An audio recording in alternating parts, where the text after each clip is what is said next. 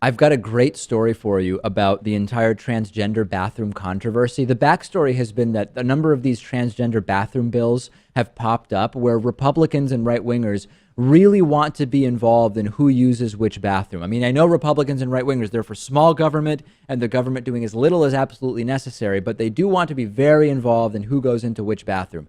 It's often couched as being about keeping women and children safe because people could claim to be transgender and really just be predators. In reality, there have been zero or almost zero such incidents other than right wingers and anti-trans people trying to make points. Mike Huckabee, for example, said if he had been allowed to as a kid, he would have claimed to be a woman in order to check out naked girls in the girls' locker room.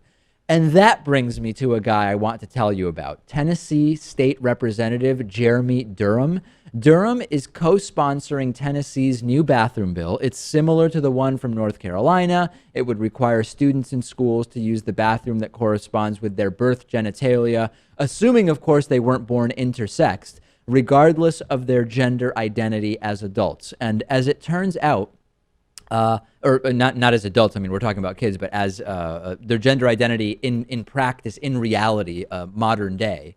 And as it turns out, State Rep Jeremy Durham, who, as far as we know, is not transgender, is a predatory pervert like the ones he's fear-mongering about around the bathroom bill. The Tennessee Speaker of the House had to ban Durham, banishing him to a separate building because of constant accusations of sexual harassment against him. The investigation into Durham's predatory perversion included interviews with 34 people, and the themes are that Durham occupied superior positions of power to the women that were accusing him of harassment, obtained personal contact information from various women under the guise of legislative business or pretending that there were legitimate reasons. He initiated contact with a variety of women about non-legislative matters and attempted to meet the women alone. And usually alcohol was involved in his interaction with women. He also made inappropriate comments of a sexual nature or engaged in inappropriate physical contact with some women. Lewis, the transgender community has areas where it differs significantly from the gay, lesbian, bisexual community. But there is a really important similarity here. And it's how they've been portrayed as perpetrators and predators when really they have been the victims time and again. Yeah. So you have someone who is assaulting sexually. Well, I don't know. Is it assault? Is it molestation? Is it just whatever it is? It's some form of sexual assault. Yeah.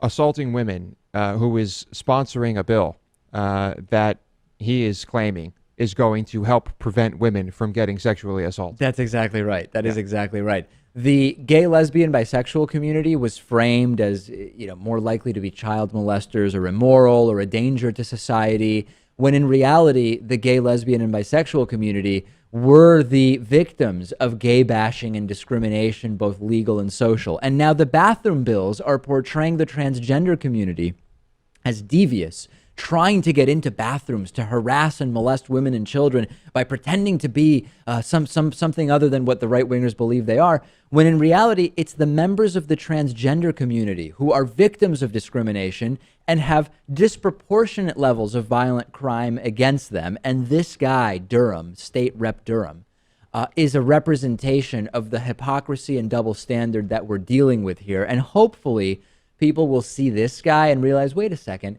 we don't actually have a problem with people pretending to be a different gender just so they can check out naked girls, as Mike Huckabee claimed he would have done in high school. The real problem seems to be the guys like this who want to pass their very, very harebrained version of morality onto others when often they are the ones really committing the immoral acts. Let's take a break. Send me your thoughts about this on Facebook.